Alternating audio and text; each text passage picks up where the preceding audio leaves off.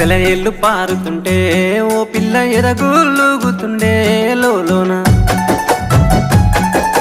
నదులన్నీ కలిసినట్టు పిల్లగా నవ్వెంత బాగున్నది నీలోనా